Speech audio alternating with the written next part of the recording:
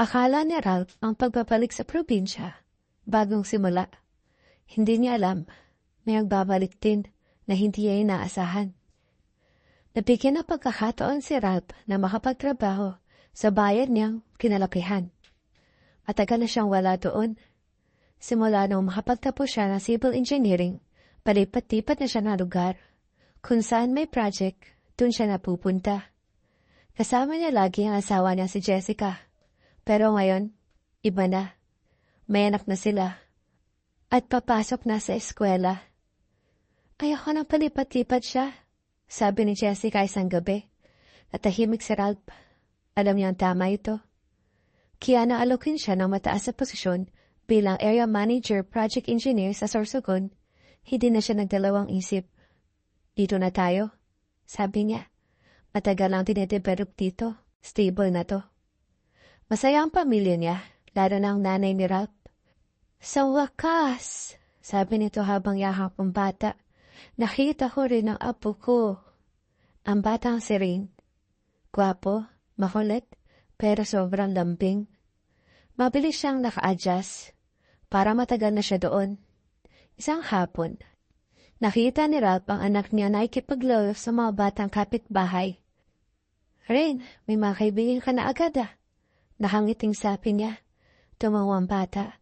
Opo, yayahait ko sila sa birthday ko. Nagkatingin na ng mag-asawa. Ngumiti. Sige, sabi ni Jessica. Maghahanda tayo. Hindi lang para sa bata. Para na rin sa pagbabalik ni Ralph. Dumating ang araw ng birthday. Maingay, masaya, puno ng tawang bahay. Dumating mga dati niya kaibigan. Pare, grabe. Big type ka na talaga.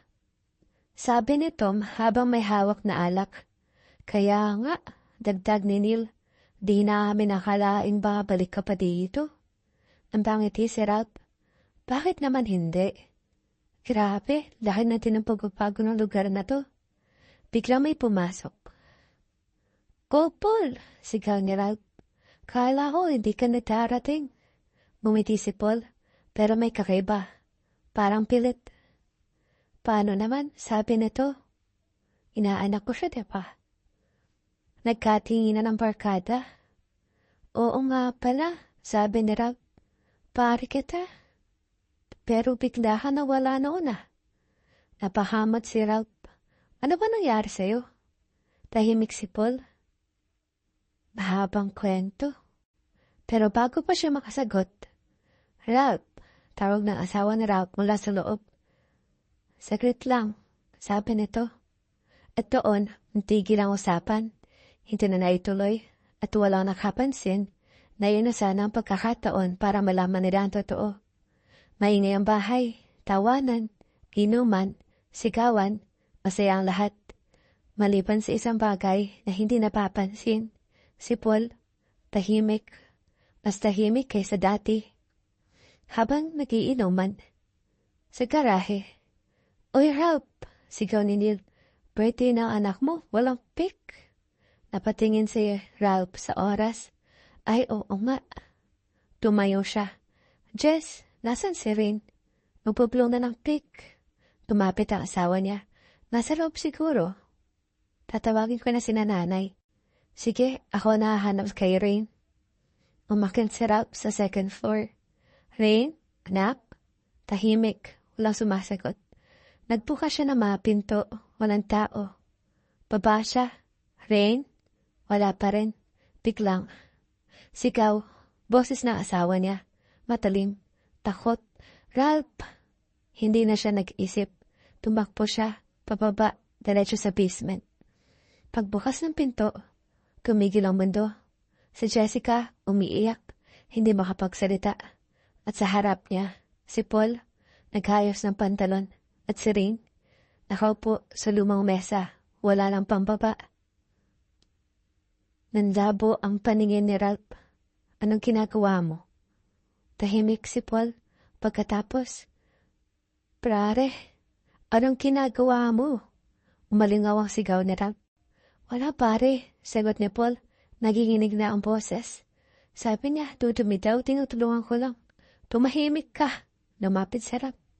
Alam na anak ko kung nasa na si CR. Pumasok si Eric. Ano nangyari dito? Pare, nanginginig si Ralph. Pakaramdam ko binaboy niya anak ko.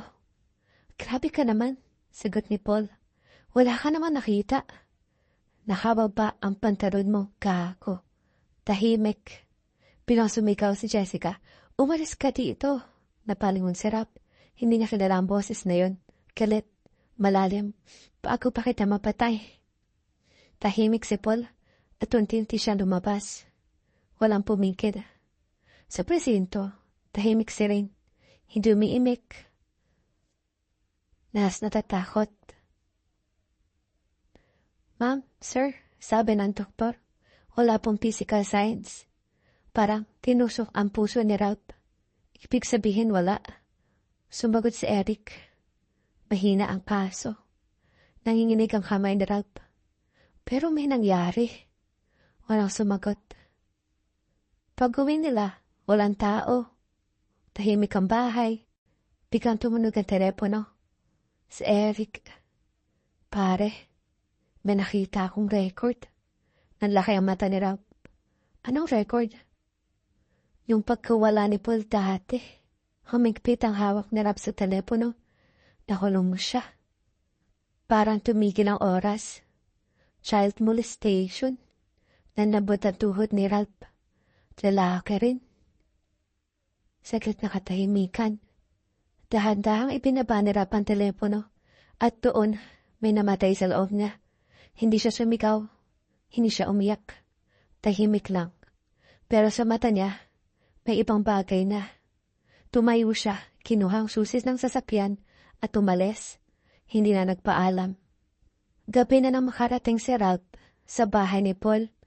Tahimik, liblib, walang kapitbahay. Dahan-dahan siyang bumaba ng sasakyan. Bitbit ang isang maliit na bag. Hindi na siya kumatok.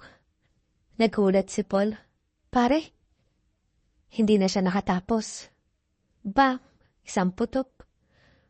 Tumama sa pader, malapit sa ulo ni Paul. Napaatras siya. Gago ka pala eh. Mahina pero galit na sabi ni Ralph. Child molester ka. Nanginginig si Paul. Pare, makinig ka.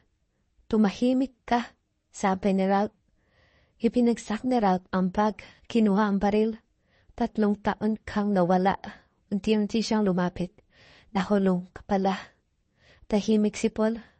Bata rin. Hindi sumagot si Paul. Bata rin. Napopo si Paul sa sahig. Nagkamali ako pare. Sabi ni Paul. Umiti si Ralph. Hindi normal na ngiti. Hindi yan pagkakamali. Kinuha niya ang isang notebook at ballpen. Hinagis kay Paul. Sumulat ka. Napatingin si Paul. Ano? Humingi ka ng tawad? Kaya Rain. Bilis. Nagsimulang magsulat si Paul. Nanginginig ang kamay. Habang sumusulat siya, dahan-dahang lumapit si Ralph sa likod niya. Pinabasa.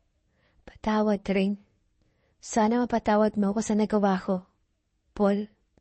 Napapikit si Ralph. Biglang. Hinampas niya ng baril ang ulo ni Paul. Nang nagising si Paul, nakatali na siya. May lubid sa leeg.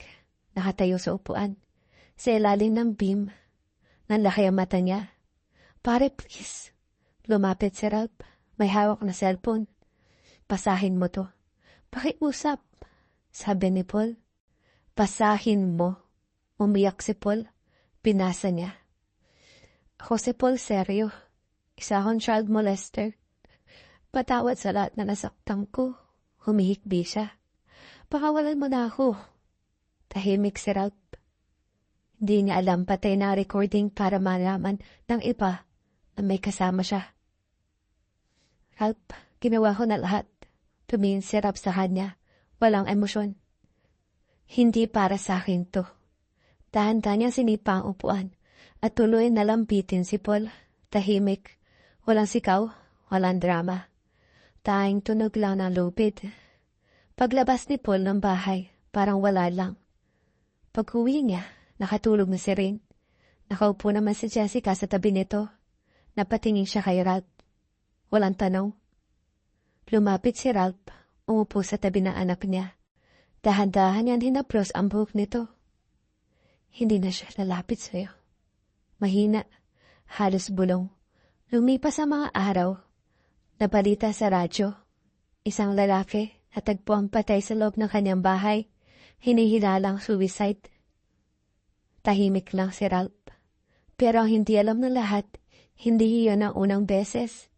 Noong nasa Manila pa siya, wala siyang pera, walang tumutulong. At para mabuhay, pinasok niya isang mundong hindi niya na pinalikan. Can for hire. At doon, natutunan niya kung paano pumatay na walang emosyon. At ngayon, ginamit niya ulit. Hindi para sa pera, kundi para sa anak niya. Para to sa'yo. Pulong niya habang nakatingin kay Rain. Tahimik ang bahay. Pero sa loob niya, wala nang babalik sa dati.